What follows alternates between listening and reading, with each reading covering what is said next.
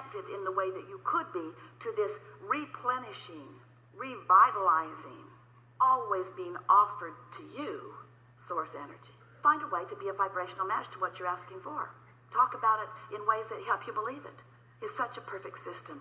You knew it when you came. Life is supposed to feel really good to you. You're supposed to be having a really good time. And when you think about it, you have the energy that creates worlds at your back, flowing to you and through you for the creation and accomplishment of anything that matters to you. If you don't feel loved, it's only because you've not practiced allowing yourself to feel loved. And it's usually because you learned it from somebody else who was pinched off from source in the moment and looking at you and not loving you and making you feel the way you felt when someone who doesn't love you is looking at you. But cut it out. Don't look there anymore. Do your desires still feel good to you? Do they enliven you? Are you excited about them or happy about them? If when you think about your desire you feel discouraged, then you're not keeping up with it. In fact, you're hindering it. If you are worried about it, you're hindering it. When you've wanted something for a while, a long while, and it hasn't come to fruition yet, sometimes it's difficult for you to remain enthusiastic about it because you are faced with the reality of its absence, or its seeming absence. It's not really absent, it just hasn't matured all the way into the physical realization. But it is on the way. But if you take score while it's on the way, because it hasn't yet manifested into something that you and others can see and hear and smell and taste and touch, then as you look at the absence of that full manifestation, you offer the contradictory vibration about it, and you don't let it continue to evolve in the way it would if you weren't doing that thing you do that is slowing it down. There is a vibrational reality that happens before anything comes into manifestation. And you have the ability to know about it, even though you can't use your physical senses. You have to use your solar plexus. You have to use your emotional senses. You have to feel it, even though you can't yet see it. And what we mean by that is, it's a vibrational reality that is known by the broader part of you. And we want you to realize that there is a vibrational reality that if you will come to recognize it by the way it feels, and if you will take note of the way you feel when you think about it, and you will know that when you're feeling good and thinking about it, that you are allowing it, then you can, and only then can you, be joyful in this ever-evolving, ever-changing, ever-expanding life that you are about. If you want something and you look right now and you don't see it, and you talk more about what you're not seeing than about what's coming, you just slow everything way, way, way down, and then you get a distorted view of how all of this works. So we ask you to come with us into the vibrational reality or awareness that we know, because that is the platform from which all things come. You're a vibrational being while you may not fully recognize it. You were vibration and you were source energy before you came into this physical body. And the larger part of you still is. What many of you don't realize is that when the desire radiates from you, it matters a lot because the basis of your new reality is being formed by those vibrational broadcasts. So you are broadcasting these vibrational desires, and they are being gathered by law of attraction and tended by that larger non-physical part of you that remains non-physically focused even though you're here in this body. Some of you call that your soul or your source. We refer to it as your inner being. But that non-physical part of you tends this ever-evolving, ever-expanding, ever-changing, ever-becoming you. So there is a vibrational you that has been accomplished by you, and then there's the physical you that's somewhere along the way of allowing what you've accomplished to be fully realized. But you've got to be the one who realizes it. You've got to get yourself in a vibrational place of expectation. In other words, you can't continue to say, it isn't coming, or it's hard, or it's been too long in coming, or I don't think it's coming, or I don't see it, where is it, or I've been looking for it for a long time and it's still not here, and I'm not the only one, others like me don't see it either, and we really want it to come even though it hasn't come. You can't talk like that without preventing it from moving forward. In other words, you can't talk like that and get into what you must be in, the receiving mode or the receptive mode, in order for you to be the realizer of it. Your inner being is giving you constant clues about how to get you from where you are to where you want to be, along what we've been calling your path of least resistance. Your inner being is giving you these clues all the time.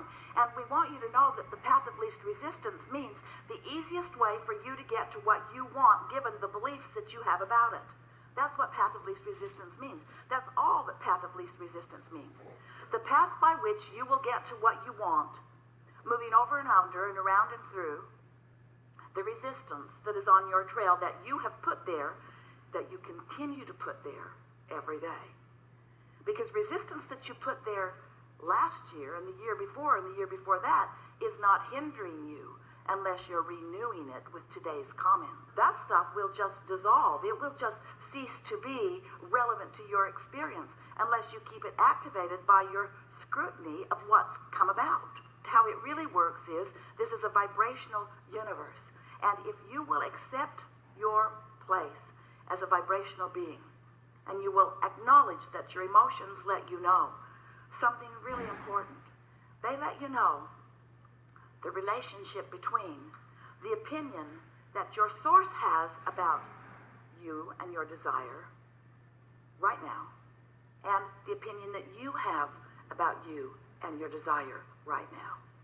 In other words, if you say, if you feel, if you mean, oh, it's on the way and I'm so happy, that exhilaration that you feel is because that's exactly the way your inner being feels about it. But if you are feeling discouraged, as you say, this is taking so long and I don't think it's ever going to get here, that very discouragement is the emotional indicator of the vibrational variance between your thought about this and your inner being's thought about this. The way you feel is the way you mold your vibrational energies into alignment with your own desires. And when you're in alignment with your desires are manifesting. The trail is lighting up. You can see your way along the way. There is a vibrational reality that exists. So your desire is in your vortex. And law of attraction is responding to your desire. Because once anything is set into motion, law of attraction gathers the cooperative components. So your desire is in a state of becoming, even though you may not be at the vibrational belief yet, to allow yourself to see it. It's still in the state of becoming. So eventually, your desire becomes large enough, enough momentum, fully formed enough, that if you are in the vibrational vicinity of it, you can catch a glimpse of it. An idea will occur to you. You'll say, oh, I just got the best idea. And what that means when that happens to you is you were in the receptive mode and you caught a full glimpse of what your vortex is revealing to you. It's been revealing it to you all along, but you weren't in the vibrational place where you realized it. But when you got that idea, ooh, you were right there. But it was usually quite short-lived because you're not consistent usually in the beginning of allowing yourself to really know that. After all, if you really knew it, it would already be. And so it's in the process of becoming.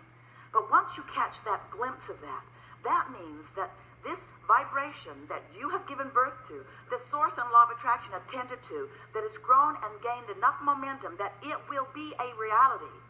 Once that idea occurs to you, and it is a glimpse of a realization in your mind, I know that I want this. We want you to know it's a sure thing from then on. It's a sure thing because once it's come to that, it will gradually and steadily move to the full manifested version of it. And that's the sweet spot that you all came to live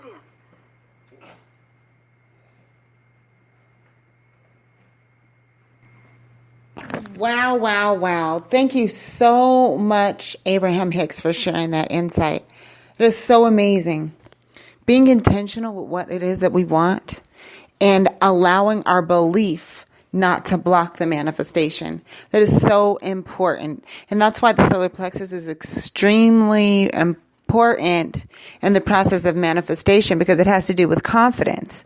And faith is all about confidence. It's all about knowing that it's going to happen. If you believe in something, it's so important not to let your belief or your actions block your belief or contradict it. That's something that I've really, really learned and that I'm learning because it's a daily practice to remember to believe. It's a daily practice to remember not to contradict my belief with fear or with my past experiences. So I really hope that you gained a lot from today's insight. I sure did. And if you have any feedback or you'd like to get some more information, please join us at www.balancedchakra.com. That's BALANCEDCHAKRA.com. You can also post any comments onto this podcast to let us know what else you'd like to hear. But we're so grateful. Thank you so much for joining us on Chakra Light Radio. This is Juanine here, and we'll catch you tomorrow. Peace.